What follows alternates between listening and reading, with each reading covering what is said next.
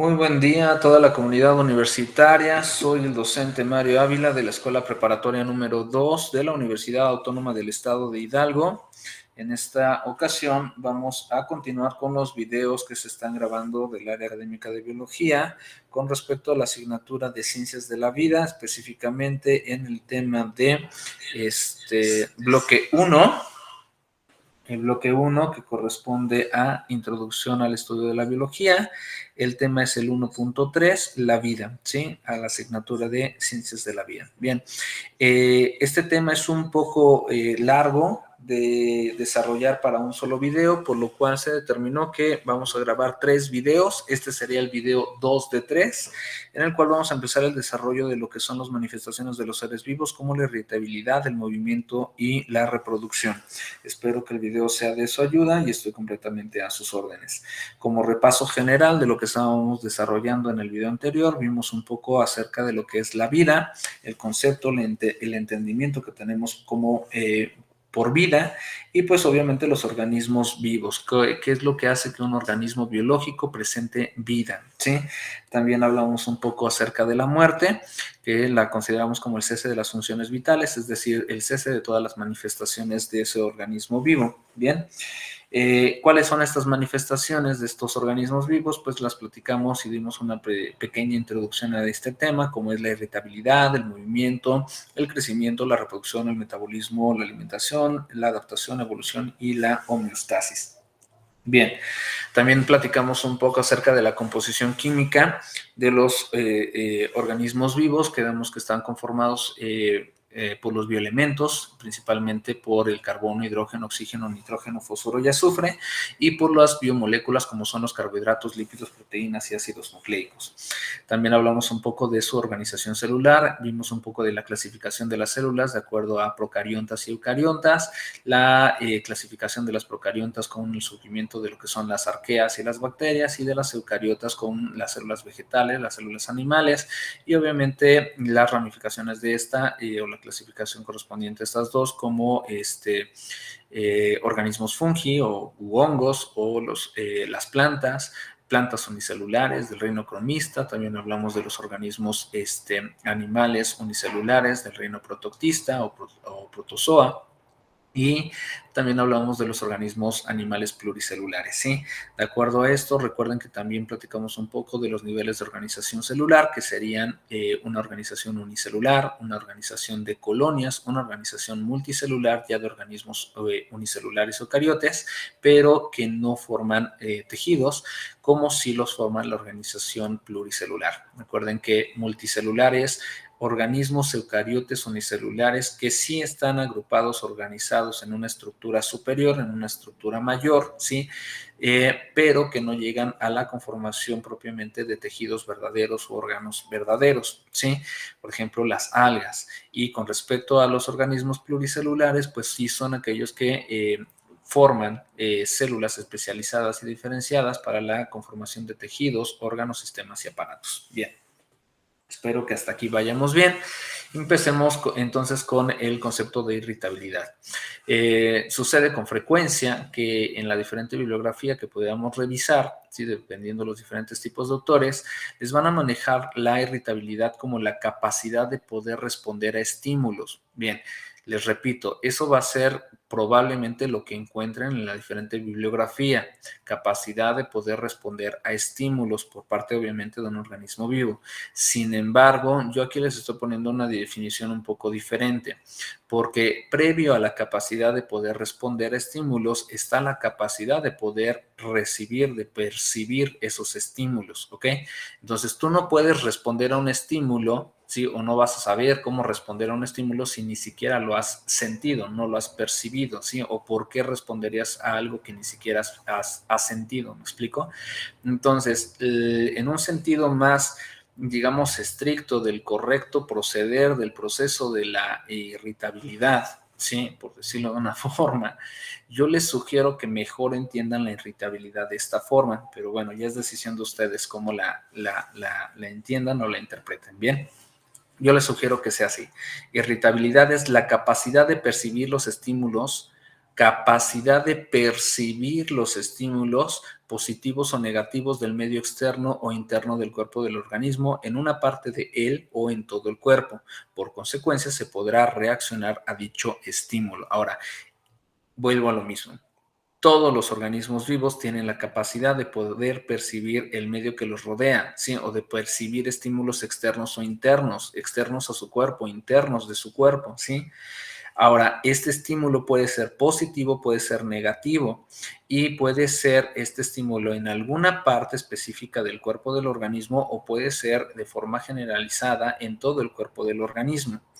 Una vez que ya se percibió dicho estímulo positivo o negativo, todo lo que mencionamos, entonces el organismo vivo podrá responder a dicho estímulo, ¿sí? De acuerdo al estímulo que haya sido, ¿sí? Entonces yo les invito a que a su consideración, pues mejor entendamos el proceso de irritabilidad de esta forma. Perdón. Bien, de una forma básica, generalista, aquí también me gustaría ser un poco específico. Estos son videos de apoyo para los estudiantes de bachillerato de nuestra universidad.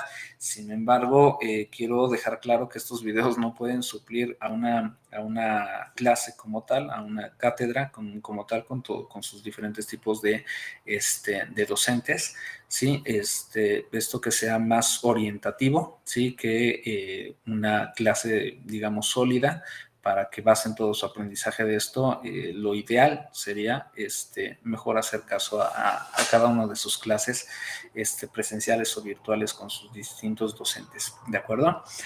Bueno, perdón por el paréntesis ahí. Bien, ¿qué organismos podrían presentar estos procesos de irritabilidad? Pues bueno, pues podemos hablar de organizaciones desde el nivel celular, obviamente, ¿sí? Una célula ya puede presentar irritabilidad, claro que sí. ¿En dónde? En su membrana celular.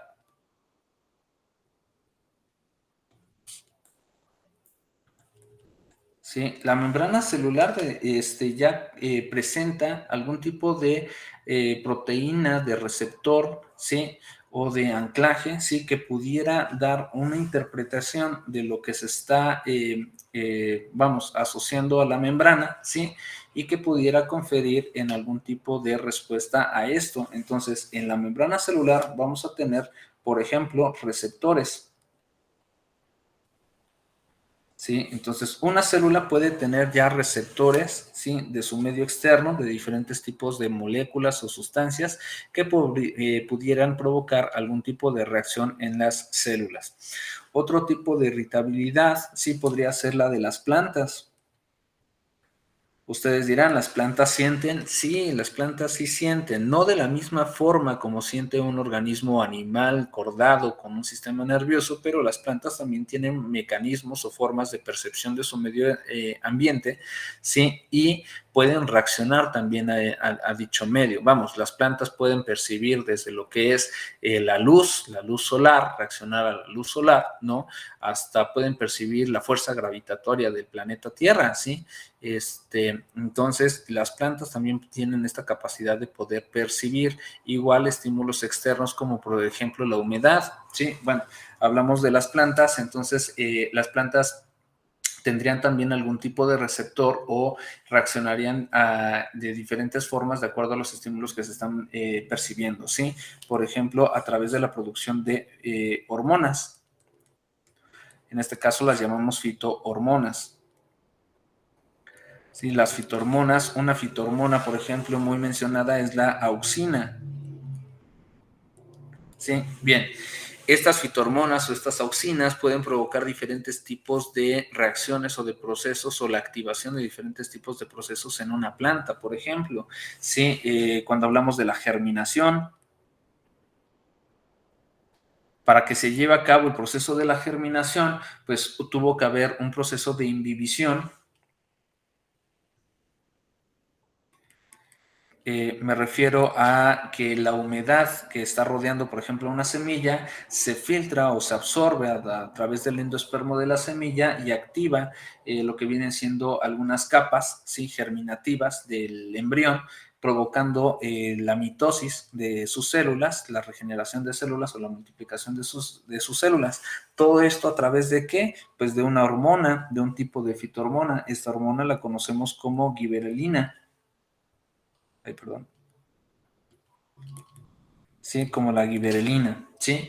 Otro tipo de hormona que pudiera estar provocando diferentes tipos de procesos, por ejemplo, la de la abscisión. ¿Sí? La abscisión es este proceso en el cual las plantas pierden algunas partes, por ejemplo, cuando se caen los frutos o cuando sucede la desfloración, digamos, ¿sí? O cuando caen las hojas de un árbol. Bueno, pues esto es provocado también por otro tipo de hormona, ¿sí? Una hormona que conocemos como ABA, ¿sí? Que viene siendo el ácido abscísico, ¿sí? Otro tipo de hormonas que podrían provocar algún tipo de reacción en las plantas serían las citocininas. Citocininas, ¿sí? Las citocininas, por ejemplo, nos provocan o le provocan a las plantas los procesos de floración, ¿sí? O la formación de los frutos, y de ahí pues más tipos diferentes de hormonas. Lo que quiero que se entienda aquí es de que las plantas también tienen la capacidad de poder percibir el medio que las rodea, y a través de esta capacidad que tienen de percibir, de su irritabilidad, entonces podrán responder de diferentes formas. Ahora también, si hablamos por ejemplo de esto, podríamos hablar de los tropismos que vamos a ver más adelante, o las nasias, que es el movimiento de las plantas provocadas por los estímulos. Una planta crece hacia el estímulo de la luz, pues a esto se le conoce como tropismo, y es parte precisamente de este proceso de irritabilidad. O cuando crecen las raíces buscando agua, pues estaríamos hablando de un hidrotropismo igual, el crecimiento de las raíces, el movimiento de las raíces hacia el agua, hacia la humedad. Esto es provocado nuevamente por este proceso de irritabilidad, ¿ok? Bueno, entonces las plantas también presentan irritabilidad. Y nosotros, por ejemplo, los animales, digamos animales cordados, ¿sí? Animales que desarrollamos un sistema nervioso. Bueno, ¿cómo reaccionamos nosotros? Bueno, pues tenemos nuestro sistema nervioso. En términos generales, repito, si esto no suple una cátedra con sus docentes, pero bueno, puede ser algo más orientativo. Aquí tendríamos que mencionar también, por ejemplo, el sistema endocrino. Bueno, dejemos sistema nervioso para no entrar en más complejidades. El sistema nervioso podríamos mencionar, sí, que se divide en dos partes, en el sistema nervioso central y en el sistema nervioso periférico. El sistema nervioso central está conformado por lo que es el encéfalo y la médula espinal.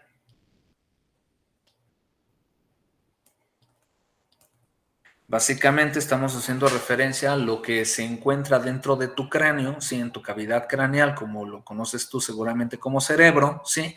Y lo que viene siendo la médula espinal, que recorre todo lo que es tu columna vertebral, bueno, en la parte interna de tu columna vertebral, ¿ok? Bien, también tenemos el sistema nervioso periférico. Todos los nervios que se desprendan como ramificación del encéfalo o de la médula espinal forman parte del sistema nervioso periférico. Entonces vamos a tener nervios que nos van a dar inervación, sensibilidad a nuestra cara, a nuestra cabeza, digamos, y vamos a tener también nervios que nos van a dar inervación o sensibilidad a todas las partes de nuestro cuerpo, como son nuestras extremidades superiores o nuestras extremidades inferiores, y pues obviamente que también van a mantener activo todos nuestros sistemas y aparatos. Bien, entonces en la cabeza tenemos 12 pares craneales.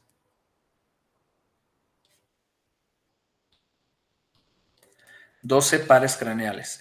Y a lo largo de la médula espinal se van a desprender 31 pares raquídeos.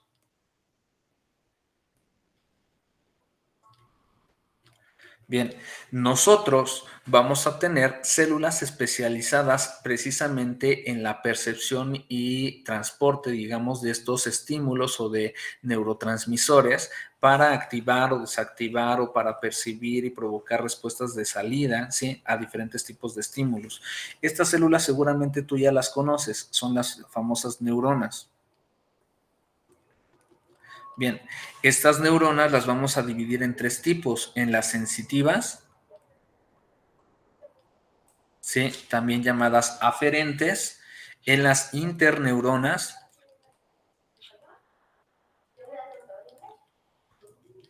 también llamadas asociativas, y en las motoras, también llamadas eferentes. Entonces, en un ejemplo simple donde un niño, digamos, toca una superficie caliente, una plancha, ¿sí? Este niño se quema por tocar esta superficie, estaríamos teniendo este proceso de irritabilidad. Recuerden primero la capacidad para poder percibir. ¿Qué nos confiere esa capacidad? Pues nuestro sistema nervioso. La respuesta que demos a ese estímulo, entonces ya será un proceso pues diferente, ¿no? Posterior. Bien, un niño cuando toca una plancha caliente, pues ¿qué va a suceder? Que este niño tiene un sistema nervioso periférico conformado por células, digamos, sensitivas, neuronas sensitivas en un dedo, digamos, en la punta de su dedo, en la yema de su dedo, tiene corpúsculos, ¿sí? O células, ¿sí? Neuronales que van a poder percibir el estímulo de la temperatura, el estímulo del calor, ¿ok? Entonces, el infante al tocar con su dedo una plancha va a percibir este estímulo. Este estímulo se va a transportar a lo largo de su sistema periférico hasta llegar a su médula espinal. De su médula espinal va a subir a lo que es su encéfalo, y entre su médula espinal y el encéfalo van a provocar una respuesta de salida, ¿sí? Una respuesta motora. Se va a provocar un nuevo estímulo que va a retornar hacia los músculos de la mano, del dedo, ¿sí? Del niño, para que estos músculos se contraigan y retire la mano, el dedo, de esta superficie que le provocó este dolor, este calor, este ardor, digamos, obviamente esa lesión. Entonces, básicamente ese sería, por ejemplo, un ejemplo básico de lo que sería ese proceso de irritabilidad, ¿vale? Bueno, pues todos los organismos vivos entonces tenemos la capacidad de poder percibir estímulos y de reaccionar a ellos. Siguiente manifestación de los seres vivos, podríamos hablar del movimiento, ¿sí? ¿Qué es el movimiento? Bueno, yo aquí se los describo como el cuerpo del organismo vivo o una parte de él cambie de posición de un lugar a otro, obviamente en tiempo y espacio, presentando un gasto energético, ¿ok? Entonces, cuando una parte del cuerpo de un organismo vivo o todo el cuerpo del organismo vivo cambia de un lugar a otro, de una posición a otra, ¿sí? Entonces estamos hablando ya de un movimiento. Bien, este movimiento que está presentando este organismo vivo necesita venir acompañado de un gasto de energía.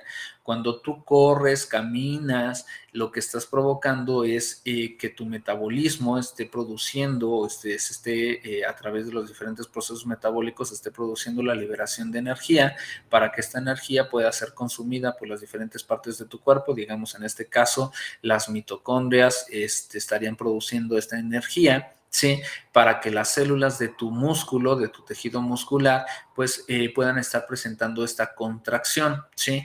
Entonces, estas contracciones provocan el movimiento de tus huesos, de tu esqueleto, y pues evidentemente el movimiento de todo tu cuerpo o una parte de él. Entonces, cuando estamos hablando de movimiento, estamos hablando precisamente de eso, del cambio de posición de un lugar a otro con gasto energético, ¿ok? De una parte del organismo o de todo el organismo en general. Y volvemos con el hacer simples, ¿no? Una célula presenta movimiento.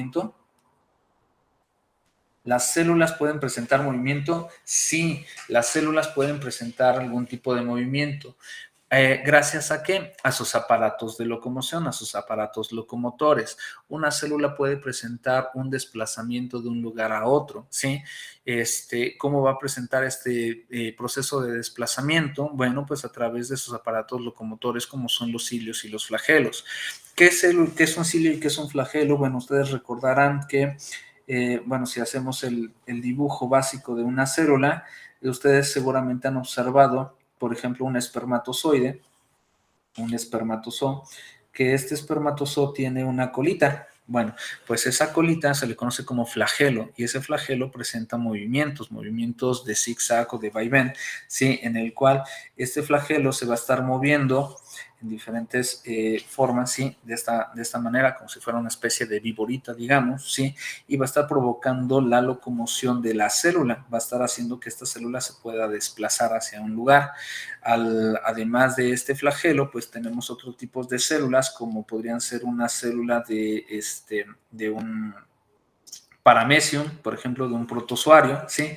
Que va a estar rodeada su célula por diferentes tipos de como pelitos, ¿sí? Que no se debe de confundir con pili, pero bueno, como si fuera una serie de pelitos que le conocemos como cilios, y estos cilios pues se van a estar moviendo, provocando el desplazamiento de esta célula, ¿sí? Entonces, bueno, nada más dejar claro aquí, las células también pueden presentar movimiento, desplazamiento de un lugar a otro, sí, gracias a flagelos o gracias a cilios, ¿ok? Cilios o flagelos. Ahora, también la célula como tal propiamente se puede mover sin necesidad de estarse desplazando. Claro que sí, por ejemplo, los movimientos que se tienen en las membranas, ¿sí? O la invaginación de las membranas cuando estamos en un proceso de reproducción o cuando estamos en un proceso de pinocitosis o de fagocitosis, etcétera. Sí, también hay otros tipos de movimientos que van a estar presentando estas células. Pero bueno, de forma general, comprender que las células también se pueden mover. Un ser vivo de tipo unicelular también puede presentar movimiento. ¿Quién presenta flagelos? Pues los tenemos en las bacterias y también vamos a tener flagelos presentes en células animales. También podemos tener algunas células de tipo fungi, ¿sí? Que pueden desarrollar flagelos para un periodo ameboidal. Y los cilios, pues propiamente los podríamos presentar en organismos protozoarios, ¿ok? Bien, con respecto, por ejemplo, ya a los animales, digamos, pluricelulares. Los animales como tal también se van a mover de acuerdo a los estímulos positivos o negativos. Regresamos o retomamos un poco acerca de este problema de la irritabilidad. Hay animales que se van a mover de acuerdo a diferentes tipos de estímulos. A este movimiento causado por estímulos en animales se les llama taxis o taxia. ¿Ok? Entonces, tenemos taxis o taxia, el movimiento de un animal, ¿sí? Hacia o provocado por un estímulo positivo o negativo. Es decir, si el animal se mueve hacia el estímulo, será un estímulo positivo. Si el animal se mueve en contra del estímulo, ¿sí? Se aleja del estímulo, entonces será un estímulo negativo. Dependiendo de estos estímulos, pues bueno, pues podemos tener o mencionar diferentes tipos de estímulos, como es la fototaxis. Taxis, ¿sí?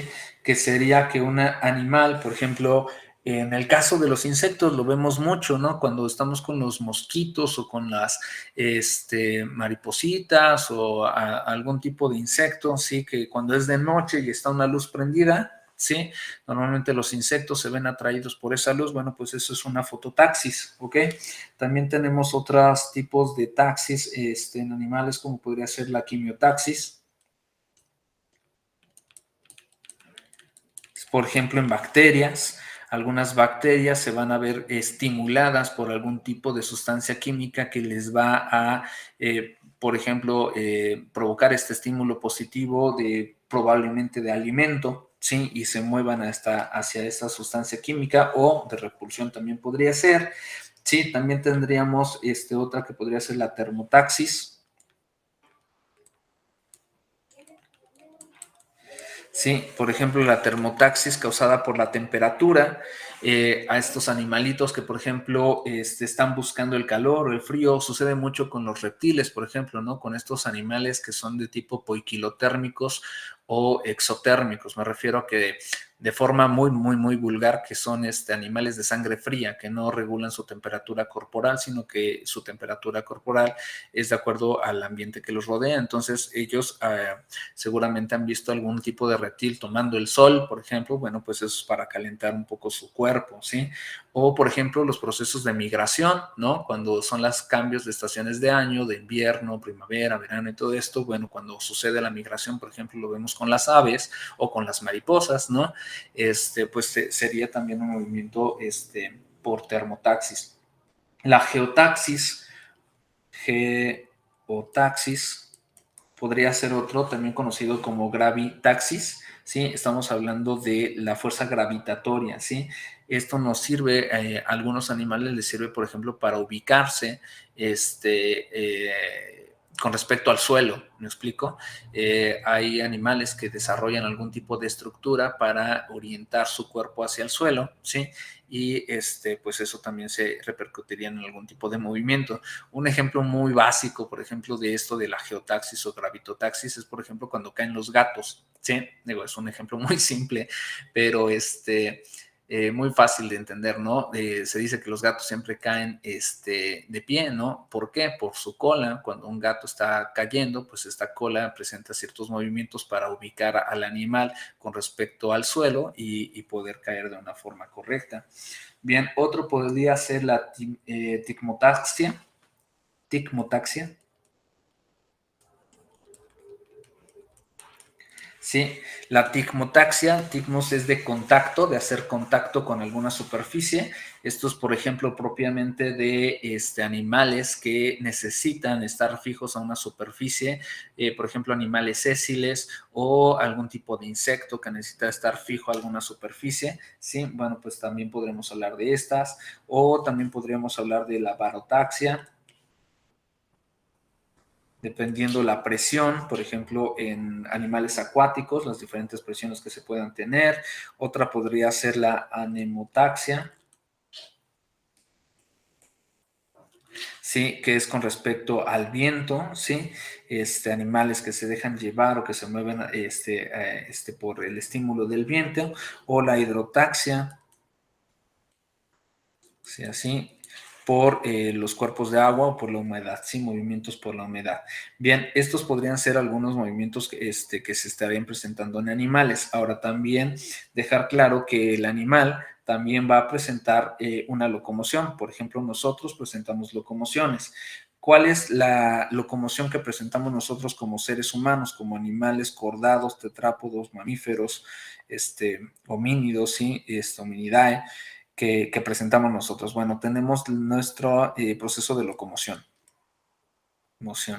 Nuestra locomoción en nosotros, en seres humanos, bueno, pues está dada por nuestro aparato locomotor.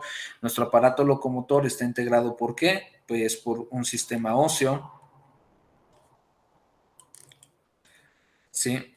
Tenemos también sistema muscular,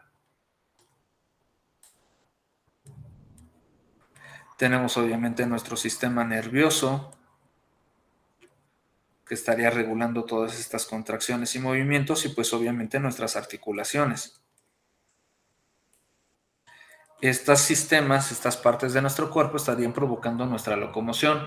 Ahora, dependiendo los diferentes tipos de seres vivos, en este caso estamos hablando de animales, los diferentes tipos de animales del cual estemos haciendo referencia, va a haber diferentes tipos de locomoción. ¿Cuáles serían los tipos de locomoción que podrían presentarse? Bueno, el que nosotros presentamos, pues normalmente es caminar. ¿Sí? Entonces, caminar o saltar, trepar, nadar, bucear, ¿sí? Todos estos serían diferentes tipos de locomociones que presentan pues los diferentes tipos de animales, ¿sí? Obviamente volar también, o reptar, los reptiles, ¿no? Obviamente, o excavar, etcétera, ¿sí? El sifón, el buceo, el remo, etcétera, sí, todas esas serían diferentes tipos de locomoción que podrían estar presentando los diferentes tipos de animales. Bueno, todo esto con respecto al movimiento. Ahora, cuando hablamos de plantas, ¿las plantas también se mueven? Sí, las plantas también se mueven. ¿Cómo se llaman los movimientos de las plantas? Bueno, pues los dividimos en tropismos y nastias. Bien, ¿qué es un tropismo y qué es una nastia? El tropismo es el movimiento de una planta provocado por un estímulo que provoca o que produce el crecimiento. Voy otra vez.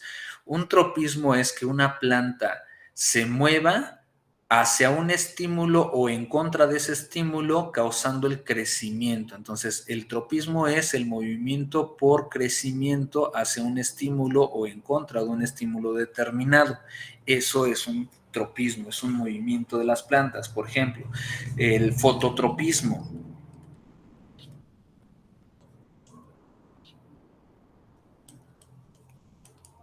¿Qué es el fototropismo? El fototropismo es que las plantas crezcan y se muevan hacia la luz, ¿ok? Entonces las ramas, las ramificaciones, los tallos de una planta, pues lo que hace es buscar el haz de luz, de la luz solar, digamos, en este caso, para poder presentar sus procesos correctos de fotosíntesis en sus hojas, ¿ok? Entonces de ahí que la planta se esté moviendo por crecimiento hacia la luz, sería un fototropismo, digamos, positivo, ¿ok? Otro podría ser el geotropismo. El geotropismo, ¿qué es? Que la planta crezca hacia el centro de gravedad, hacia la fuerza gravitatoria o en contra de esta fuerza gravitatoria. Si la planta crece, bueno, más bien alguna parte de la planta, ustedes piensen cuál, va a crecer en sentido positivo, ¿sí? Hacia esa fuerza gravitatoria, y algunas otras partes de la planta podrá crecer en sentido negativo a esta fuerza gravitatoria. Obviamente estamos hablando de la raíz y del tallo. Un tallo tendría un geotropismo negativo, mientras que una raíz estaría presentando un geotropismo positivo, ¿ok? También tendríamos otro movimiento por crecimiento como el hidrotropismo.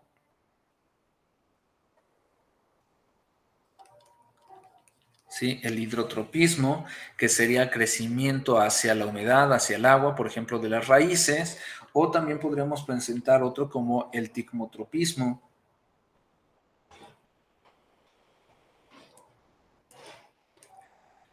que les recuerdo, el ticmos significa hacer contacto con, ¿sí? Algo, en este caso una superficie. Por ejemplo, han visto las plantas que son de tipo adventicias, las famosas enredaderas, digamos, ¿sí? Que van creciendo sus tallos, van desprendiendo ramificaciones cortas que se van adhiriendo a la superficie de una pared, ¿sí? Por ejemplo, bueno, pues eso es un ticmotropismo. También tenemos las nastias. ¿Cuál es la diferencia entre el tropismo y la nastia? Recuerda, el tropismo es el movimiento causado por crecimiento hacia un estímulo determinado o en contra de ese estímulo. Y la nastia es el movimiento causado por una presión o por un estímulo de difusión. Me explico. Aquí no hay crecimiento como tal, pero sí hay una respuesta de movimiento ante un estímulo determinado que en términos generales podemos decir que es un estímulo de presión, de diferentes tipos de forma, pero algo que relacionado con algún tipo de presión, ¿sí? Por ejemplo, la fotonastia.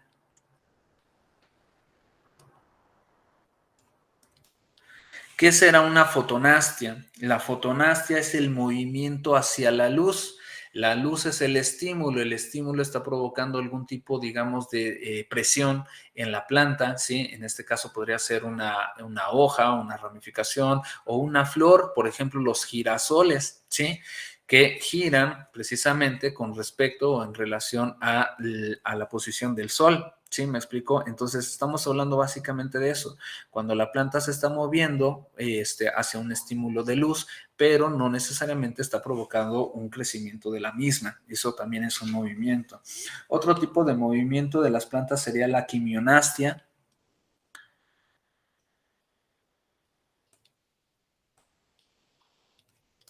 Sí, que sería propiamente el movimiento el movimiento provocado por algún tipo de sustancia química. Por ejemplo, cuando estamos hablando de la secreción de algún tipo de sustancia provocada por un insecto, ¿sí? Provocada en la planta por un insecto, bueno, pues esto confiere algún tipo de movimiento de la misma, incluso de la secreción de algún tipo de sustancia también, que puede ser una sustancia incluso hasta digestiva, ¿sí? Provocada por la planta. Sí, para la descomposición de un animal, pues estamos hablando, por ejemplo, de plantas carnívoras. Bien, otro tipo de nastia sería la sismonastia. Sí, la sismonastia, que sería precisamente este movimiento de la planta provocado por algún tipo de agitación, ¿sí? Por ejemplo, estamos hablando de plantas mimosas, ¿sí? Cuando una planta mimosa, tú tocas las hojas, estas hojas se tienden a encoger, ¿sí? Como a esconderse, a dar una apariencia de que están marchitas, precisamente para que pues no sean devoradas. Bueno, se supone o se piensa que esa es una de las razones por las cuales sucede este tipo de fenómeno, ¿sí? Otro tipo sería la hidronastia, por ejemplo, el movimiento de las hojas hacia la humedad o hacia el agua, provocada, por ejemplo, en los helechos, en estas plantas helechos, hidronastia. Otro ejemplo. O también podríamos ver la nictionastia o nictinastia.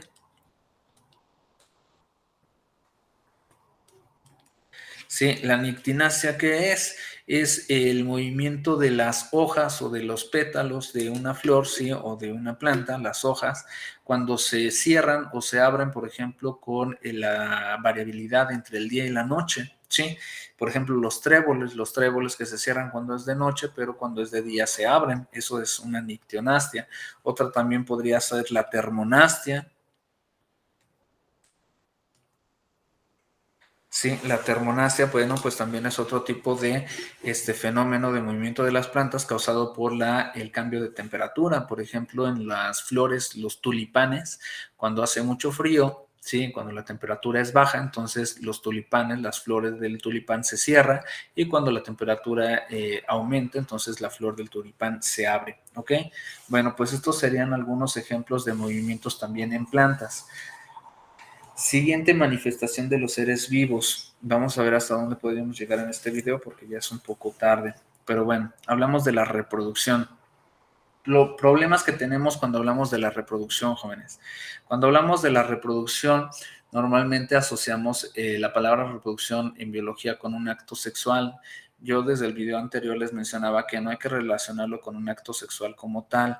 Yo les recomiendo más bien que se vayan a la definición específica de la palabra sin necesariamente tener relación con la biología. Entonces, tomemos esta definición como reproducción, hacer más de algo que ya existe. Sí, bueno, yo les sugiero que lo entiendan mejor así.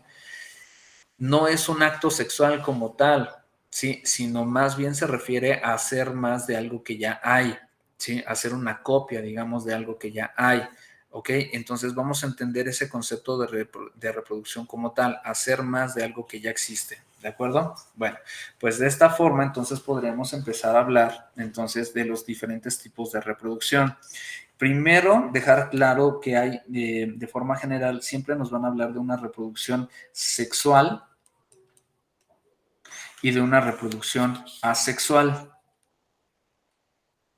Aquí también se tiende mucho a cometer errores pues muy grandes o muy graves, sí, en diferentes tipos de bibliografía que pudieran ustedes revisar, se van a encontrar de una forma errónea que las sexuales, cuando hay dos progenitores, cuando se necesita de dos individuos, ¿sí? Cuando hay presencia de gametos, incluso les llegan a decir, y la asexual se las manejan cuando hay presencia solamente de un individuo o no hay gametos. Bueno, esto es completamente un error.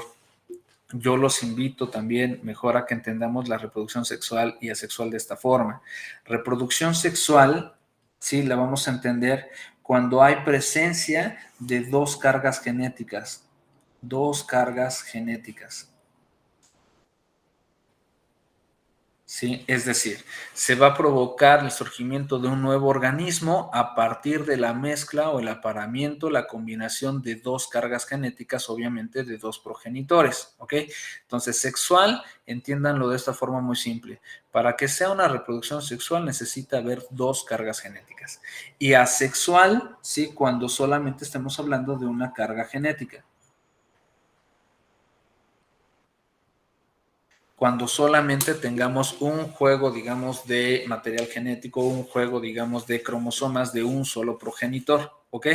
Si ustedes entienden esto de esta forma, entonces no van a tener no van a cometer ningún error cuando traten de identificar si una reproducción es de tipo sexual o una reproducción es de tipo asexual. Bien, entonces yo los invito a que lo entiendan mejor de esta forma. Ahora, si estamos hablando de reproducción, también podríamos hablar de niveles de reproducción. Recuerden, en el estricto sentido de la palabra, hacer más de algo que ya existe, ¿ok?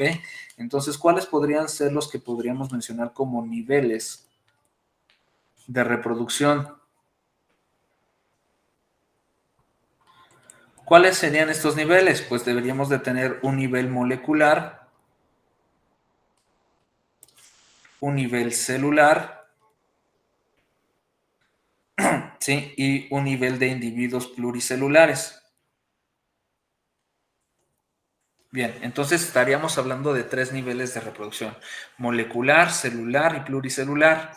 Recuerden, estamos haciendo referencia solamente a la palabra reproducción, hacer más de algo que ya existe, obviamente en un carácter de organismos biológicos, de organizaciones biológicas, ¿ok? Bien, si lo tomamos así, entonces cuando hablamos de reproducción molecular, la pregunta sería: ¿cuáles son las moléculas de un organismo vivo, de un organismo biológico, de una organización biológica que presentan reproducción de esas mismas moléculas? Es decir, ¿cuáles son las moléculas que se reproducen a sí mismas? ¿Sí? Bien, pues si hablamos de una reproducción molecular, podríamos hablar entonces de 2 tipos de reproducciones: lo que vendría siendo la duplicación, también llamada replicación del ADN, y la también llamada, sí, transcripción, perdón, transcripción del ARN. Entonces, ¿qué sucede? Que a nivel molecular nosotros tenemos ácidos nucleicos, ADN y ARN. Pues sucede que a nivel molecular el ADN va a presentar reproducción de este ADN. A este proceso de reproducción del ADN lo conocemos como duplicación o replicación. Cuando un juego de cromosomas o un juego, digamos, de cromatina, de ADN de una célula, se debe de duplicar, ¿sí? Para poder entrar, por ejemplo, a un proceso de reproducción celular. Es más, vamos a marcarlo aquí. La duplicación y la replicación del ADN van a suceder en una célula cuando en su ciclo celular, ¿sí? Vayan a entrar a mitosis o a meiosis, por ejemplo, ¿sí? A la división de una célula. Entonces, duplicación y replicación va a suceder en el ciclo celular, ¿sí? En la fase S del ciclo celular, ¿sí? En la fase de la síntesis. Sí, síntesis del material genético, fase S. Recuerden ustedes, el ciclo celular tiene fases: la fase G1, la fase G0 o GO, ¿sí? De outside, la fase R, la fase S, la fase G2, y ya entraríamos a la fase M, o la fase de mitosis o meiosis, o fase de reproducción. Bueno, pues en la fase S de síntesis, una célula va a duplicar su material genético para que cuando la célula se divida, cada célula hija contenga la mitad del material genético, bueno, contenga exactamente la misma cantidad del material genético que la célula madre, ¿ok? Bueno, entonces estaríamos entrando a esta fase S de síntesis. ¿Para qué? Para un proceso de, podría ser mitosis,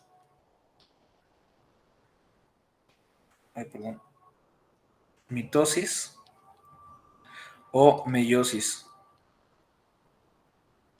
¿Sí? Mitosis o meiosis. Bien, ahora, con respecto a la transcripción del ARN, ¿cuándo sucede la transcripción del ARN? Bueno, cuando estamos llevando a cabo el proceso de la síntesis de proteínas.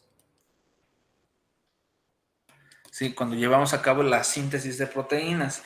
Acuérdense que a este proceso se le conoce, bueno, en un principio se le conocía de forma errónea como dogma central de la biología, después fue corregido el nombre y quedó como hipótesis central de la biología, a este proceso de la síntesis de proteínas que confiere lo que es la transcripción del ARN y la traducción del ARN mensajero maduro, ¿sí? Para la consecuente formación de las proteínas por los enlaces peptídicos de los aminoácidos. Entonces, bueno, no les voy a dar más vueltas.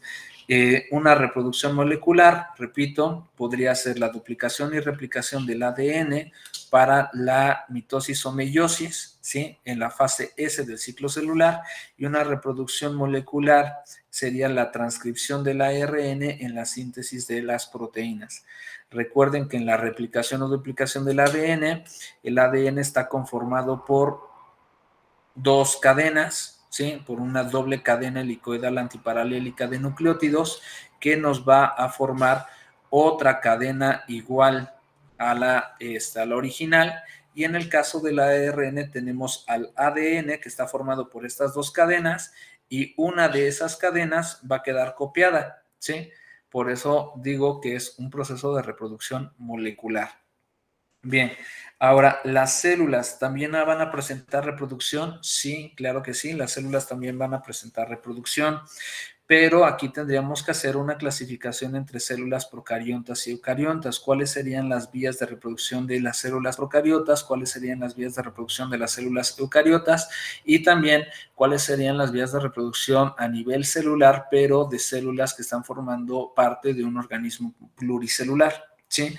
Y también vamos a ver cuáles son las vías de reproducción de los organismos pluricelulares ya como tal. Estamos hablando cómo se reproducen los hongos, cómo se reproducen las plantas y cómo se reproducen los animales. Entonces, vamos a estar claro aquí, las células se van a reproducir de acuerdo a si son procariontas,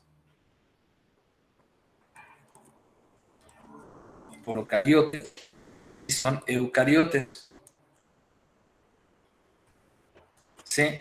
¿Cómo se reproducen las eucariontas? ¿Cómo se reproducen las eucariontes? ¿Ok? Bien, y vamos a ver también la clasificación de pluricelulares. ¿Cuáles son los organismos pluricelulares? Bueno, pues tenemos a los hongos, cómo se van a reproducir los hongos, cómo se van a reproducir las plantas y cómo se van a reproducir los animales. ¿Ok? Vamos a ver todas estas vías de reproducción. Bien. Empecemos primeramente, con la reproducción de las células.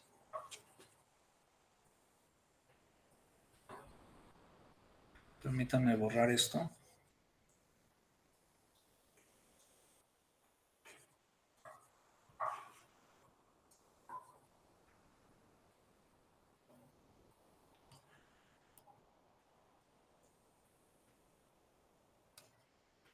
Bien, empecemos con reproducción de células, ¿sí? Vamos a tener entonces dos tipos de células, eucariotes y procariontes. Empecemos por las más, digamos, las más simples o las primeras, ¿sí? Las de núcleos primitivos, que serían las células procariontas. Las células procariontas, reproducción a nivel celular de células procariotas. Las células procariotas, ¿cómo se reproducen? Bien, la forma de reproducción de las células se llama fisión binaria.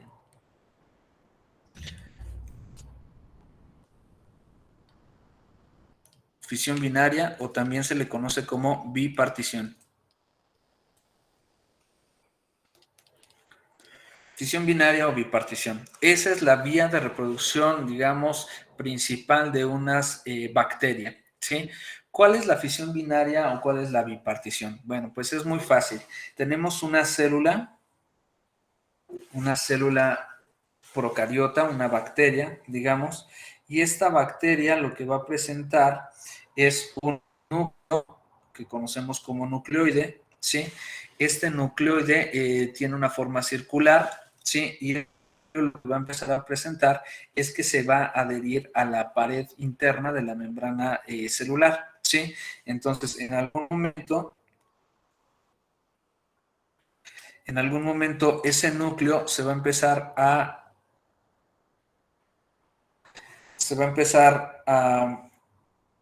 ahí está. Ese núcleo se va a adherir a una de las partes, va a provocar una duplicación de su material genético, ¿sí? Va a provocar esta duplicación del material genético. Vamos a tener ahora dos materiales genéticos, dos cargas genéticas en esta célula, ¿sí? Esto puede ser que se fije directamente el ADN a la membrana o que se fije el ADN a la membrana, pero a través de unas estructuras que son unas invaginaciones de la membrana que se llaman mesosomas. Entonces vamos a tener material genético aquí que se va a pegar a la membrana, la pared interna de la membrana, va a sufrir el proceso de duplicación de la carga genética y entonces vamos a empezar, pueden ser dos procesos. De entrada, el material genético se va a empezar a proyectar hacia polos opuestos gracias a estos mesosomas o a estas partes insertados estos materiales genéticos, y empieza a sufrir un proceso de invaginación de la membrana, es decir, la membrana se va a empezar a estrangular, por la parte más próxima a la parte media, ¿sí? Ahora, aquí también podría ser que las paredes de la membrana celular, ¿sí? Recuerden que las bacterias tienen una pared celular, que las paredes de la membrana celular empiecen a provocar la formación de septos, ¿sí? Septo es como si fuera una separación, como si fuera una pared, ¿ok? Una pared intermedia, y al cabo de que esta pared se siga desarrollando, entonces vamos a terminar con la consecuente formación de dos células hijas. Esto se va a llegar a separar por completo, y entonces vamos a tener dos células hijas que van a tener exactamente la misma de material genético. Puede suceder que la repartición del citoplasma no sea completamente equilibrada, ¿sí? O sea, que queden exactamente igual, digamos, en tamaño, pero sí la carga genética quedó duplicada y quedó dividida en dos de forma equitativa, digamos. Entonces, la bifisión binaria o la bipartición es básicamente esto, una célula que tenemos originalmente que se va a dividir en dos células hijas, ¿sí? Mediante la duplicación obviamente de su material genético, la invaginación de su membrana y la formación de un septo, ¿sí? Para la división o lo que conocemos como citocinesis. ¿Ok? O citoquinesis también le llegan a decir. Bueno, esta sería la vía principal de reproducción de las bacterias. Ahora yo les preguntaría, de acuerdo a si es sexual o es asexual, este tipo de reproducción, ¿cómo la clasificarían ustedes? Evidentemente la clasificaríamos como una reproducción de tipo asexual. ¿Por qué asexual? Porque solamente teníamos la carga genética de un solo progenitor, de una sola bacteria, que se duplicó y me formó dos células hijas, pero fue carga genética de un solo progenitor. ¿Sí? Entonces sería una reproducción de tipo sexual. Aquí lo interesante es preguntarnos cómo le hacen entonces las bacterias para tener una variabilidad genética. Bueno, pues las bacterias van a tener otros mecanismos, otras formas a través de las cuales pudieran presentar la variabilidad de sus genes, ¿sí? Porque de nada le serviría mucho a la célula, ¿sí? Que se estén haciendo clones de la misma célula todo el tiempo, ¿sí? De la misma bacteria todo el tiempo. Y esta bacteria necesita presentar diferentes tipos de cambios, digamos, en su estructura genética para tener diferentes tipos de características o poder defenderse, digamos, de algún tipo de agente externo que pudiera afectarla, ¿no? Vamos, para mantener una variabilidad genética. Bien, ¿cuáles serían estas formas en las cuales una célula de tipo bacteria pudiera provocar esta variabilidad genética? Bueno, esto ya no es parte propiamente del tema de reproducción, sin embargo, es bueno que lo sepan. Podríamos hablar de las mutaciones. ¿Qué es una mutación? La mutación es cuando esta célula está presentando cuando esta célula está presentando su proceso de duplicación del material genético, pudiera ser que durante este proceso de duplicación del material genético no haya una correcta secuencia, ¿sí? O cuando se están formando estos cromosomas circulares no haya una correcta secuencia en sus bases nitrogenadas o en sus códigos genéticos, lo cual le estaría provocando que surjan mutaciones. Las mutaciones no las vamos a desarrollar ahorita, pero estamos hablando básicamente de elecciones o de inserciones o de inversiones, por ejemplo. Es decir, que la secuencia de código genético quede en un sentido diferente, que quede al contrario, o que un fragmento de este código genético sea eliminado, o que se duplique un fragmento genético y ahora tengamos dos en la misma posición, etcétera. Todo eso estaría causando lo que vendrían siendo las diferentes tipos de mutaciones. ¿Ok? Otra forma en la cual las células, bacterias pueden provocar su variabilidad genética podría ser un proceso de conjugación. ¿Qué es la conjugación? Bueno, en este sentido, supongamos que aquí ya tenemos estas dos células por separado y que esta célula tiene un plásmido. Un plásmido es un fragmento de ADN de tipo episómico. Quiere decir que no forma parte precisamente de lo que es el núcleo de la célula, pero que también es un pedazo de ADN. Entonces, supongamos que estas dos células se van a presentar una conjugación. Bueno, pues lo que va a pasar aquí es que una de estas células, que sería esta de aquí, va a desprender pili. ¿Sí? Recuerden ustedes que las células tienen unas estructuras de adición, ¿sí? A otras células, las bacterias estamos hablando, que se les conoce como pili o pilus, no confundir con cilios y flagelos, estas son otras estructuras. Entonces, estos pilus van a permitir que estas dos células estén en comunicación y entonces un pedazo de esta célula, ¿sí? De este plásmido, va a pasar a formar parte de esta célula, aquí.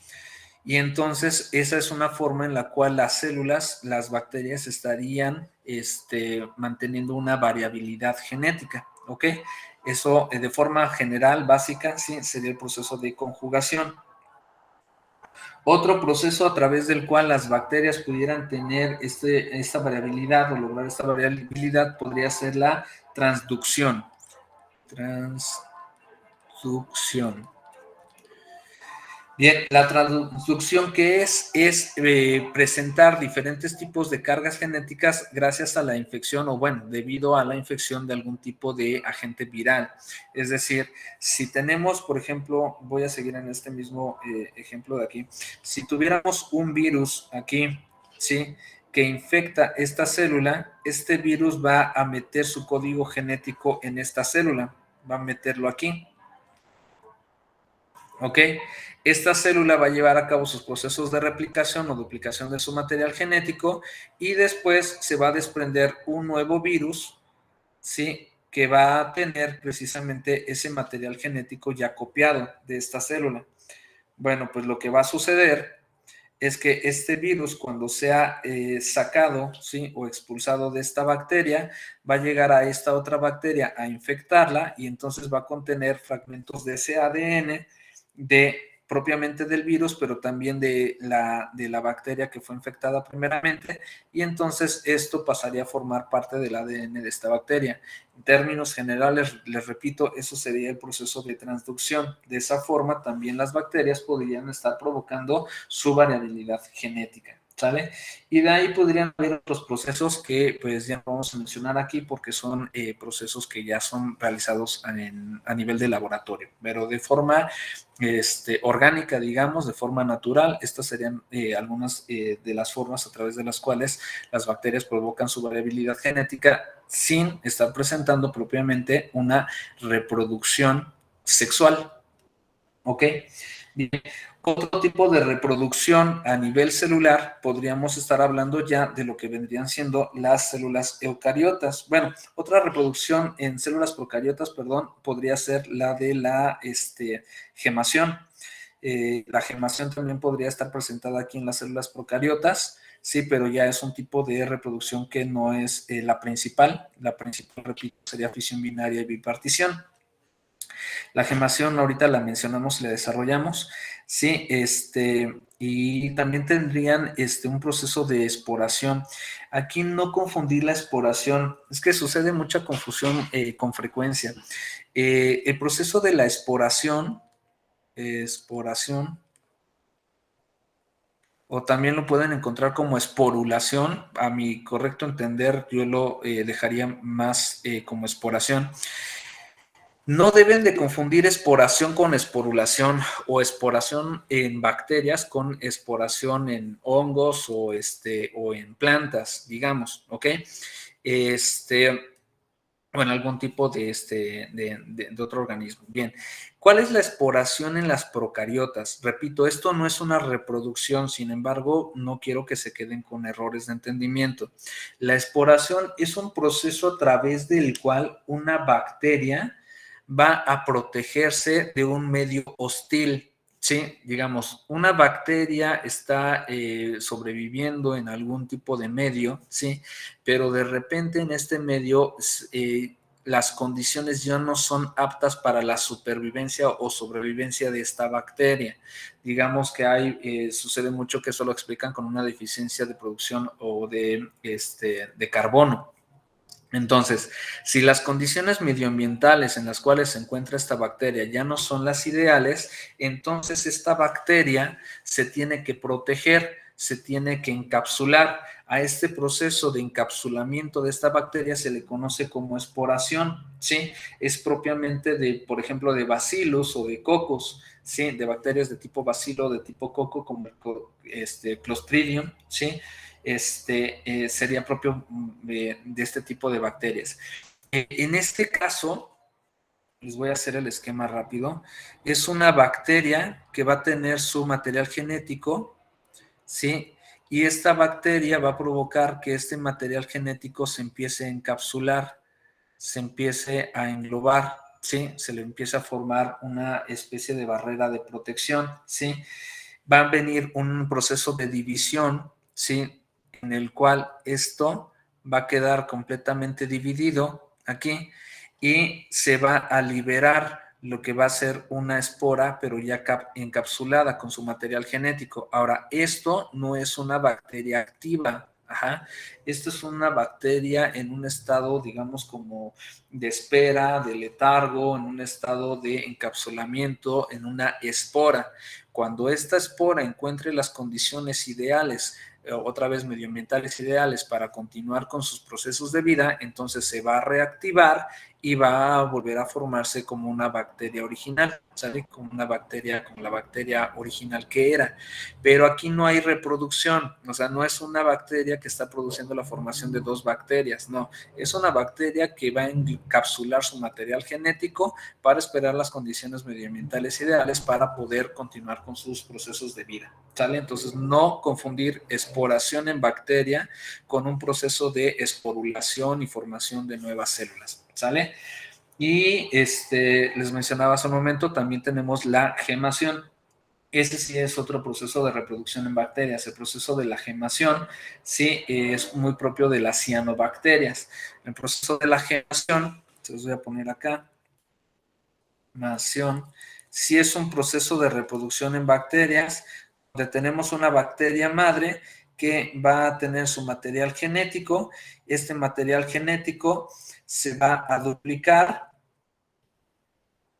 y va a empezar a formar una especie de yema, se le dice.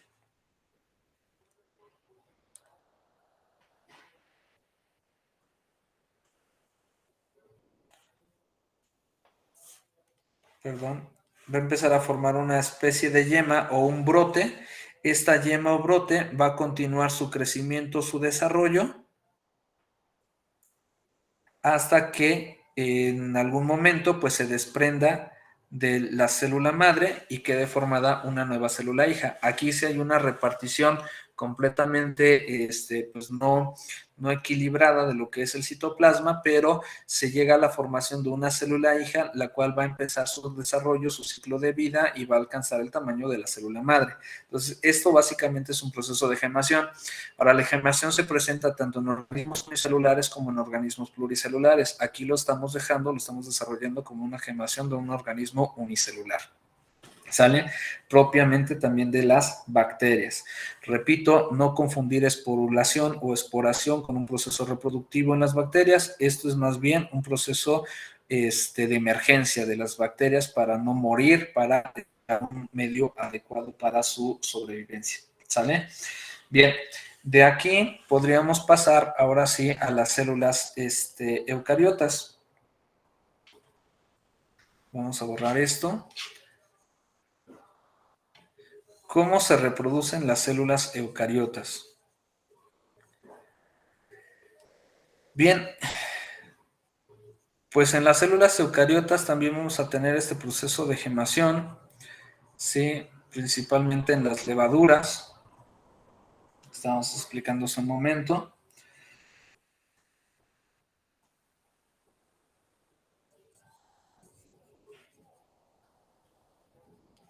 Bien.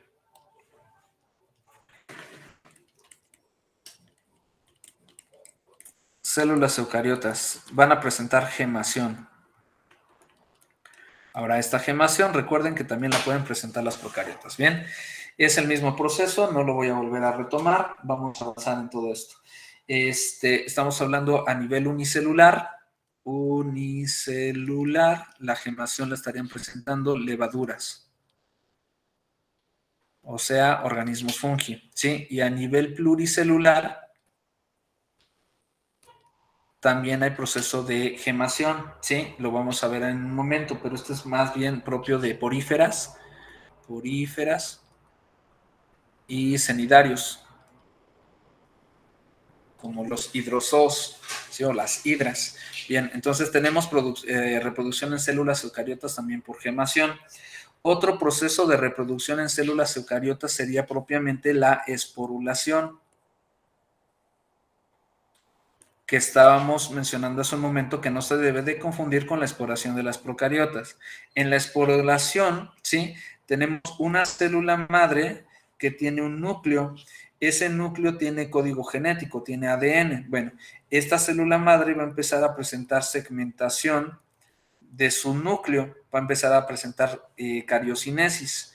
Esa segmentación, como si fuera la formación del cigoto, digamos, y la segmentación del cigoto para la formación de los tómeros, ese núcleo se va a empezar a dividir y a dividir y a dividir y a dividir y a dividir en más núcleos, ¿sí? Formando de esta forma células hijas nuevas dentro de la célula madre. Cuando este proceso concluya, va a venir un proceso de autoclisis, ¿sí? En el cual la célula madre va a romper las paredes de su membrana, entonces sí va a liberar células hijas, ¿ok? A ese proceso se le conoce como esporulación, y tenemos esporulación también a nivel unicelular de células eucariotas. Obviamente también tenemos esporulación de tipo pluricelular, sí, pero la esporulación en tipo pluricelular ya la veríamos dentro de los organismos fungi, en los hongos, para la formación de las esporas y la consecuencia de formación de un nuevo organismo vivo, o en plantas, por ejemplo, en plantas criptógamas, sí, que forman esporas para su reproducción. Por ejemplo, los helechos, ¿sale? Que ya sería este tema de los individuos pluricelulares. Pero bueno, hasta aquí quiero que vayan entendiendo que también tenemos esporulación a nivel unicelular, propiamente de células eucariotas.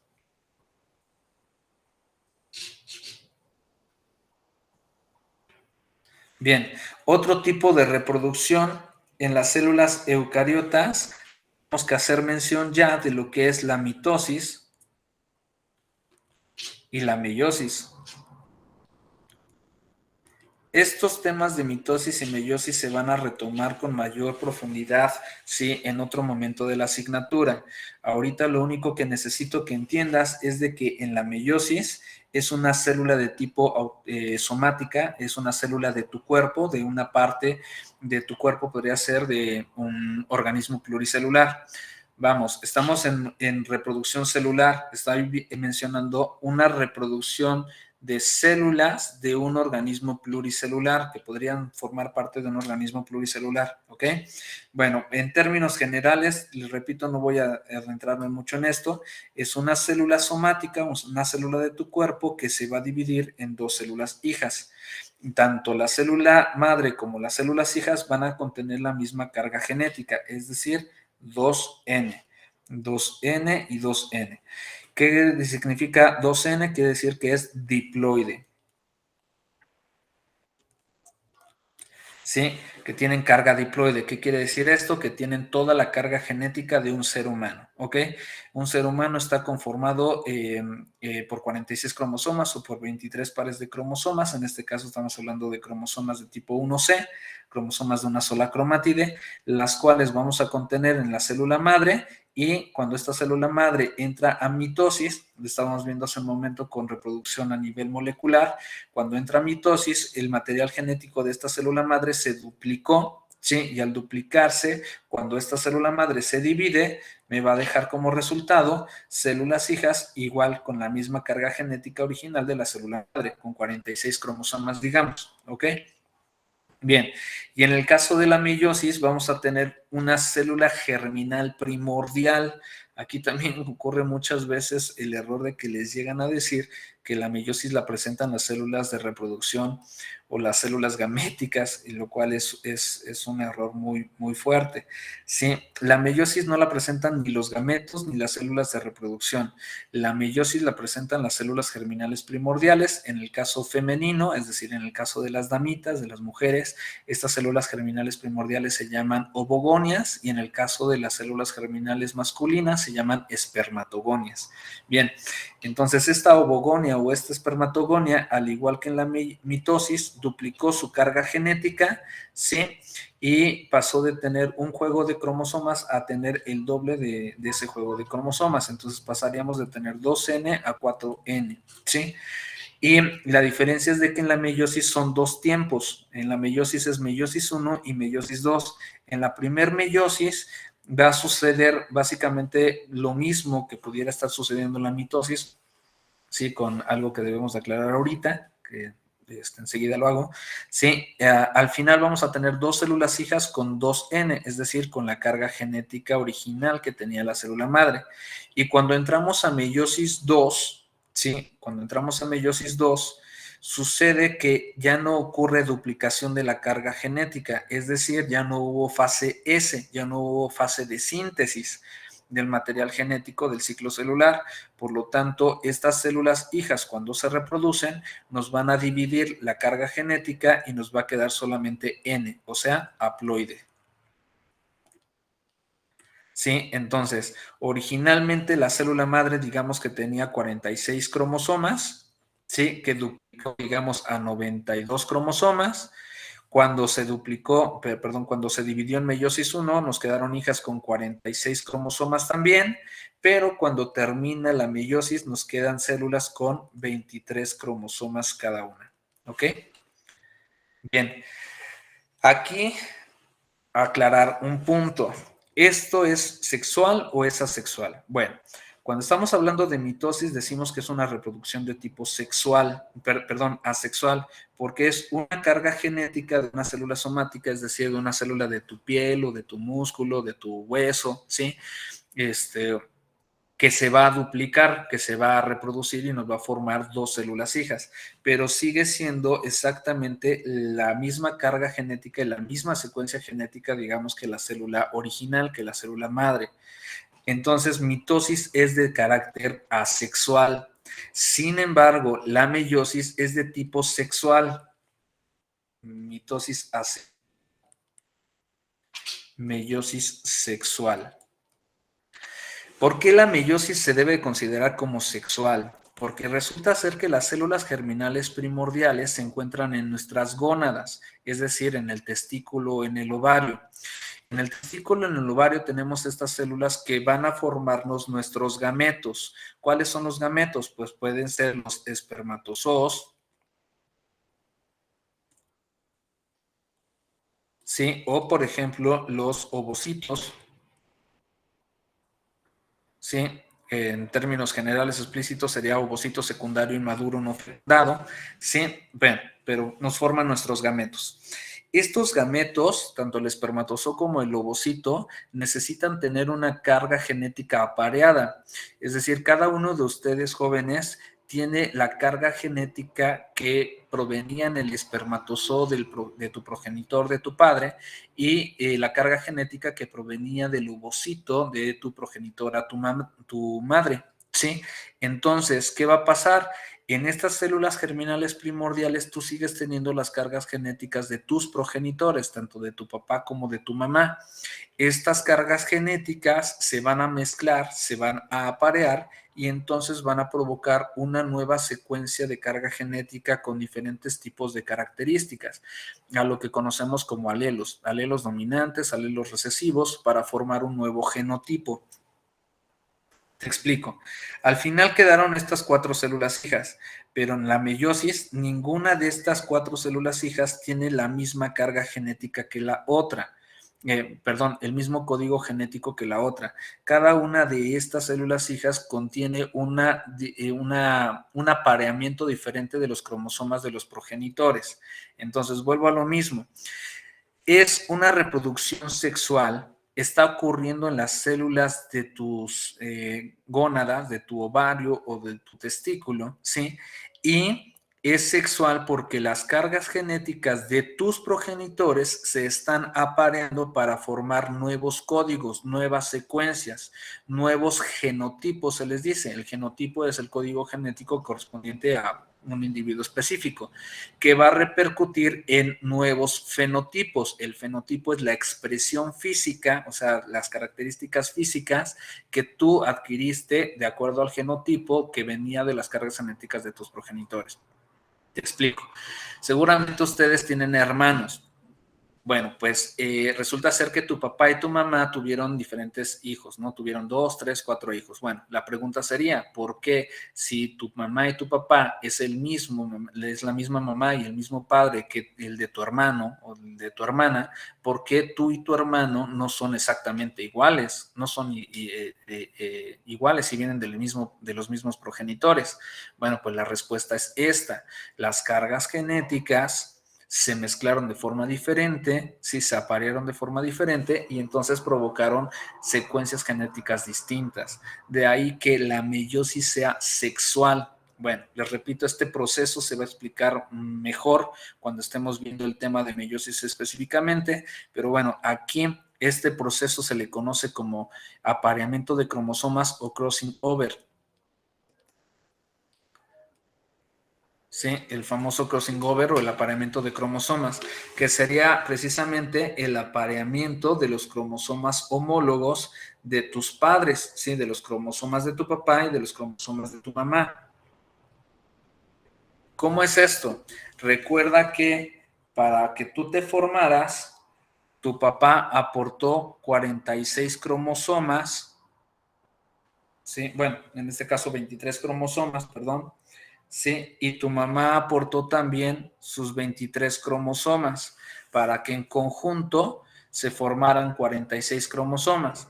Durante el crossing over, partes de los cromosomas de tu mamá van a pasar a formar parte de los cromosomas de tu papá, ¿sí? Y parte de los cromosomas de tu papá van a pasar a formar parte de los cromosomas de tu mamá. De esta forma, ¿sí? De esta forma, cuando termina el apareamiento, ya no quedan cromosomas de tu padre o cromosomas de la familia de tu madre, sino que quedan cromosomas apareados. Dependiendo los diferentes tipos de apareamientos que pudieran llegar a tener, son las secuencias genéticas que van a formar a los genotipos y a los fenotipos diferentes. De aquí que se cause la variabilidad genética en todos nosotros, ¿no? De aquí que tú y tu hermano no son exactamente iguales, a pesar de venir de los mismos progenitores. Bueno, entonces espero que se haya entendido a grandes rasgos. De todos modos, les repito, este tema se va a explicar con mayor profundidad en otro momento. Bien, pues esas serían las vías de reproducción a nivel celular, ¿sí? Vías de reproducción a nivel celular. Ahora podríamos ver cuáles son las vías de reproducción a nivel pluricelular, ¿ok? ¿Cuáles serían las vías de reproducción a nivel de individuos pluricelulares?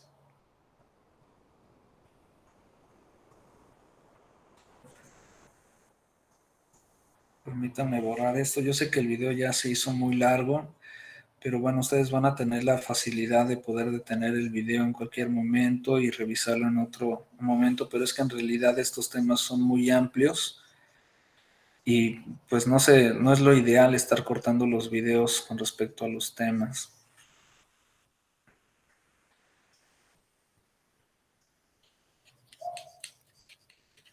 Espero que no haya tanto problema para que lo suba. Bien, cuando hablamos de reproducción a nivel de individuos pluricelulares,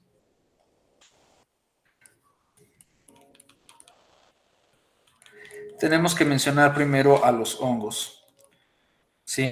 Los hongos que son pluricelulares. ¿Cómo se reproducen los hongos? Obvio que los hongos se van a reproducir por esporulación. ¿Sí? Un hongo, por ejemplo, un hongo de tipo Basidiomyceto, viene siendo un hongo de sombrero, ¿sí? Los que conocemos como los champiñones o las setas, van a desarrollar estructuras, ¿sí? Que se conoce como basidiocarpo. Estas estructuras van a tener la formación de lo que vienen siendo esporas.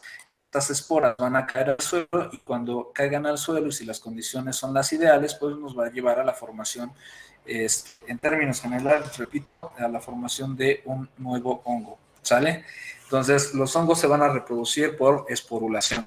También hay otras vías de reproducción de los hongos, por ejemplo, la formación de la gametización de hifas.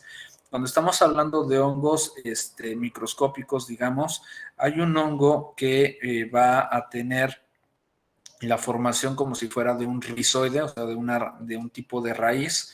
Sí, ustedes deben de saber que los hongos están formados por células, estas células se llaman hifas.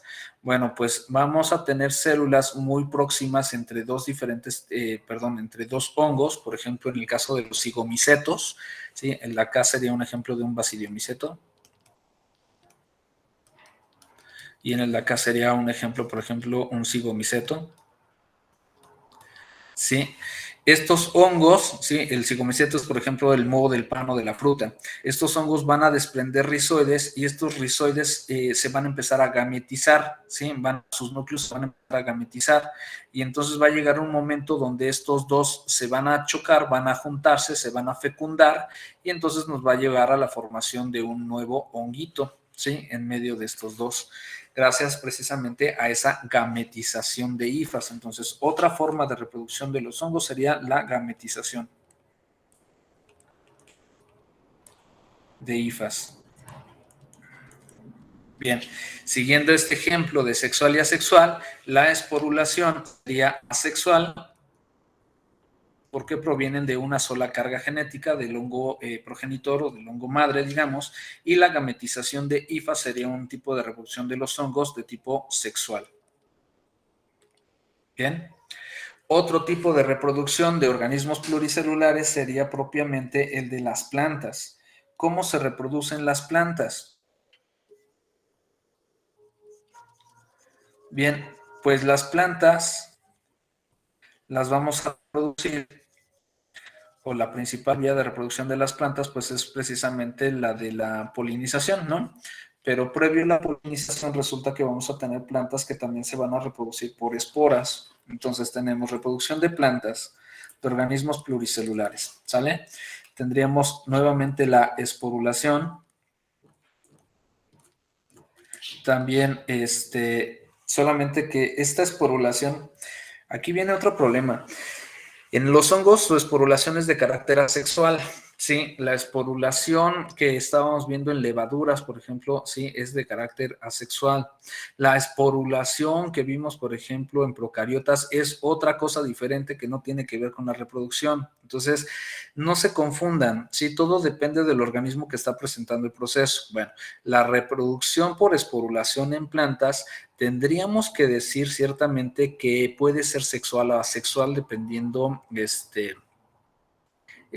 pues la forma en la que lo estemos viendo. Si estamos viendo el proceso de forma general, completo, entonces tendríamos que decir que la esporulación efectivamente es sexual. Sexual en plantas, repito, en plantas. ¿Sí? ¿Por qué? Porque la esporulación en plantas la presentan, por ejemplo, las pteridofitas. Las plantas pteridofitas son los helechos, ¿sí? Seguramente ustedes han visto algún helecho. Disculpen, por favor, mis dibujos. Sí, y todos los ruidos que se han estado viniendo a lo largo de este video, no estoy en una cabina de audio, estoy en el consultorio. Bien, tenemos esta esporulación, ¿sí? Les digo, en el caso de las plantas debería de ser de carácter sexual. A estas se les conocen como helechos o son también llamadas pteridofitas, las pteridofitas, ¿ok? Pertenecen en una clasificación antigua a las llamadas criptógamas, es decir, que se reproducen por esporas. Bien, abajo de estos helechos, en las partes de estos helechos, en las partes de abajo, ¿sí? En vez de los helechos, vamos a tener unos granos marrones, ¿sí? Que se llaman soros. Estos soros son precisamente los esporangios. Aquí es donde se van a estar formando las esporas, de tal forma que cuando estas esporas estén maduras, estas esporas van a caer, van a salir de este esporangio. Perdón, déjenme ponerlo de otro color. Sí, van a salir de este esporangio y van a ser desprendidas o salir hacia la superficie, ¿cómo se llama? Hacia el suelo, ¿sí? Vamos a tener esporas que van a ser esporas masculinas y vamos a tener esporas que van a ser esporas femeninas. Entonces, las esporas masculinas que tienen forma de corazón, las esporas femeninas que también tienen forma de corazón, ¿sí? Se les llaman prótalos. Sí, estos prótalos son masculino y femenino, se forma algo que se llama como arquegonio y otra que se llama arquegonio y ay, se me fue el nombre. Arquegonio y anteridios. Bueno, ahorita me acuerdo, una disculpa. Tenemos estas dos formaciones que son propiamente los gametangios. Estos eran los esporangios, ¿sí? Donde se forman las esporas, y estos son los gametangios, ¿sí? Estos prótalos son el aparato, digamos, reproductor masculino y el aparato reproductor femenino de estos helechos. Si las condiciones de humedad son las ideales, ¿sí? Entonces la célula masculina va a ir a fecundar a las células femeninas. Son anterozoides y arquegonios, ya me acordé, una disculpa, ¿sí? Tenemos a los prótalos anterozoide y arquegonio, y entonces va a salir el gameto masculino, ¿sí? Para fecundar al gameto femenino. Si esto ocurre y se lleva a cabo, bueno, pues esta fecundación, entonces como consecuencia de ello va a venir la formación de un nuevo helecho. ¿Ok? Entonces, si estamos viendo esporulación, en el caso de las plantas, un ejemplo podría ser los helechos o las pteridofitas, entonces podríamos decir que esta esporulación es de carácter sexual, dado que hay la presencia de cargas genéticas masculinas y femeninas, ¿sí? De dos helechos, ¿sí? Sí se provocó la formación de esporas, sí estas esporas cayeron, pero no se está formando un individuo propiamente o directamente de la espora. De la espora se formó un prótalo, un gametán, un aparato de reproductor de gametos. Estos gametos masculino y femenino se fecundan y entonces nos llevan a la formación propiamente del helecho hijo, ¿sale? Entonces, si lo viéramos de este tipo, podría ser tomado como sexual. Sin embargo, en mucha bibliografía también se lo van a encontrar como esporulación de carácter asexual. Bueno, yo les dejo aquí esta explicación y pues que sea motivo para su reflexión. Bien, otro tipo de reproducción en plantas, ahora sí, la principal, la vía de reproducción principal de las plantas, pues sería propiamente la de la polinización. La polinización, ¿cómo ocurre? La polinización es mediante la formación de gametos masculinos y femeninos. Sí. Polinización. Bien, la polinización es a través de la formación de gametos masculinos y femeninos. Resulta ser que una planta, digamos, en términos generales, va a tener un aparato reproductor femenino, el cual lo conocemos como gineceo, ¿sí? Y va a tener aparatos reproductores masculinos, ¿sí? Los que conocemos como androceo, ¿sí? Entonces, esto podría ser una flor, digamos.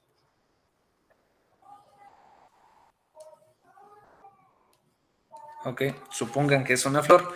Y bueno, aquí en esta parte del gineceo van a estar formados los que son los óvulos. y en esta parte de la planta van a estar formando las células masculinas que conocemos como granos de polen.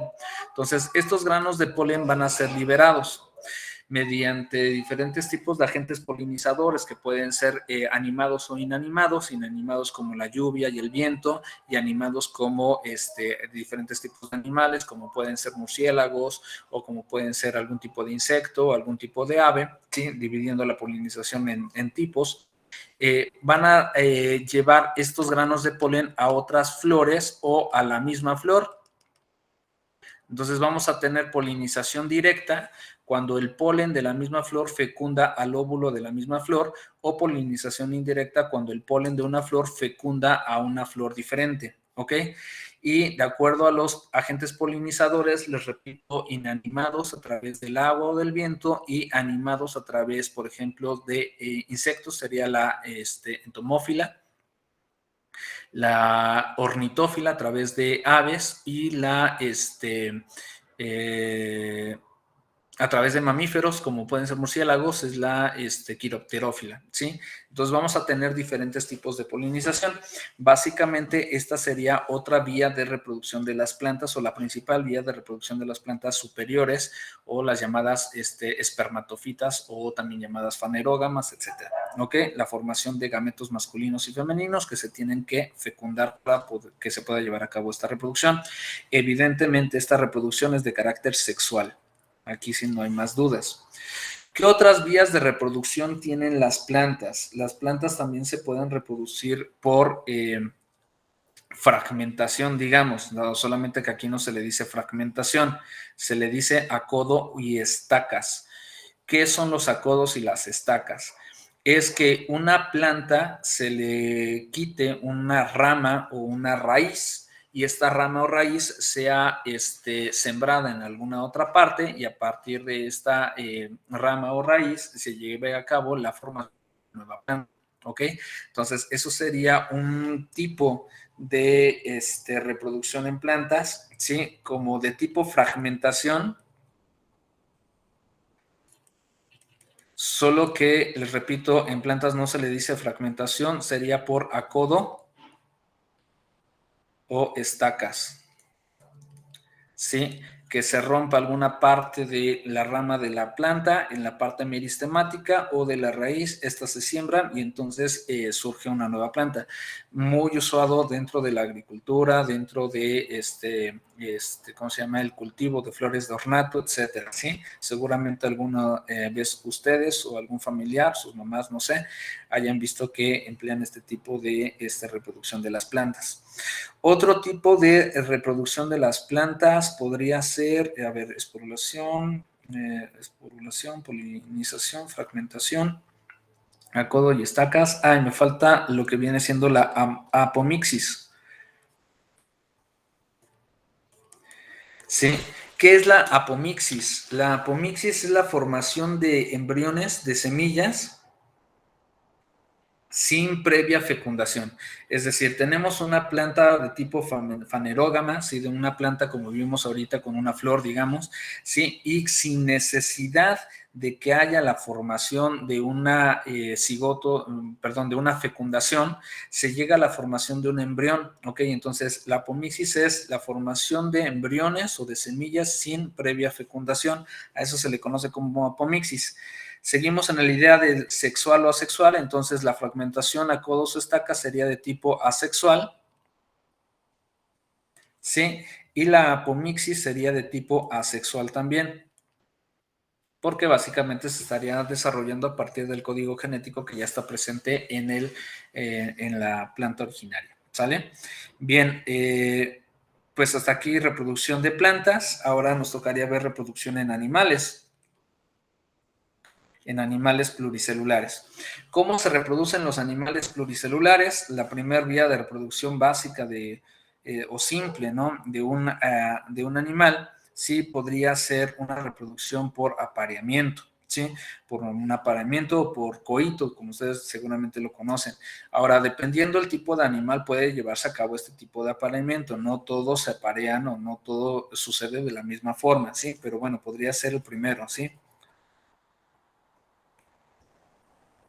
Es decir, por la formación o por el proceso de la fecundación, ¿sí? Por un proceso de fecundación o de formación de un cigoto, ¿ok? Obviamente a este proceso de apareamiento, de fecundación, de formación de un cigoto, tendría que ser una reproducción de tipo sexual, de carácter sexual, ¿ok? Bien, otro tipo de reproducción que pudieran llegar a tener animales sería también la gemación que ya habíamos explicado hace un momento. Esta es propia, por ejemplo, de las poríferas o de los cenidarios. La gemación en este caso podría ser que un animalito, por ejemplo una hidra, ¿sí?, empieza a presentar la formación de una yema o de un brote, y a partir de este brote, perdón, y a partir de este brote empiece la formación,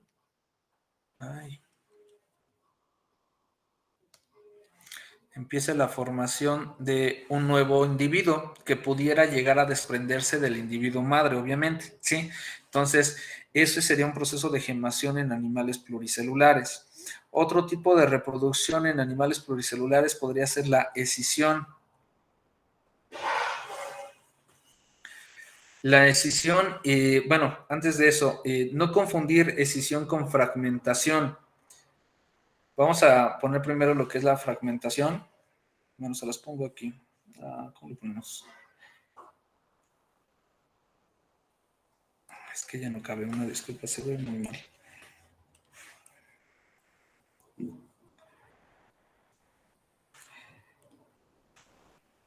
La escisión y la fragmentación son muy parecidas, ¿sí?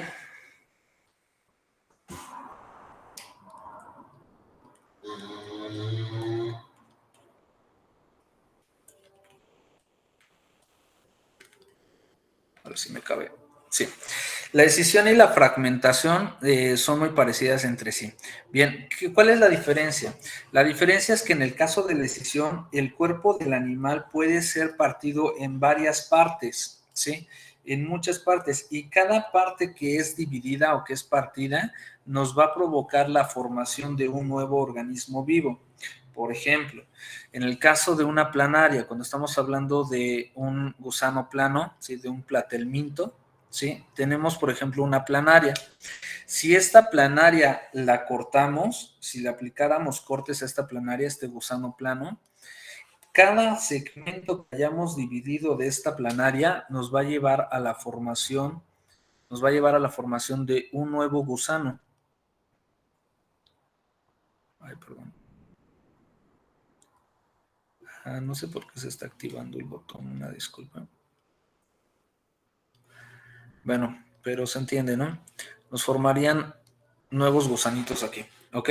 Entonces, eso es escisión. Ahora, el proceso de la fragmentación más bien es propiamente, por ejemplo, de un equinodermo, una estrella de mar. Ustedes toman una estrella de mar y si a esta estrella de mar le cortan o se corta, se amputa una parte, uno de sus brazos, ese brazo lo que va a provocar es la regeneración de la estrella de mar amputada, y obviamente la parte amputada también se va a regenerar, ¿ok? Entonces, esa sería una reproducción por fragmentación. Nuevamente, la fragmentación, una parte se separa del animal, esta parte regenera todo un cuerpo y la parte amputada también de ese animal se va a regenerar.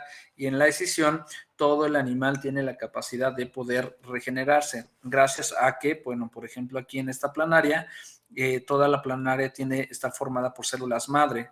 Entonces, estas células madre se pueden especializar y diferenciar en los diferentes tipos de tejidos para regenerar las estructuras del animal. ¿Ok? Y la última vía de reproducción que podríamos mencionar aquí sería la de la partenogénesis. ¿Cuál es la partenogénesis? La partenogénesis, al igual que la apomixis, es la formación de un embrión sin la fecundación, ¿sí? Entonces, aquí en la partenogénesis,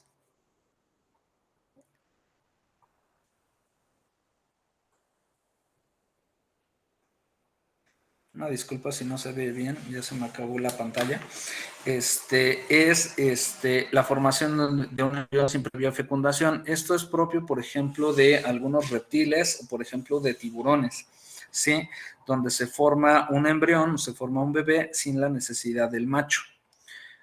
Bueno, este tipo de reproducción, pues también sería de carácter asexual. Lo mismo que la gemación, sería también asexual. Lo mismo que la fragmentación, que también sería de carácter asexual.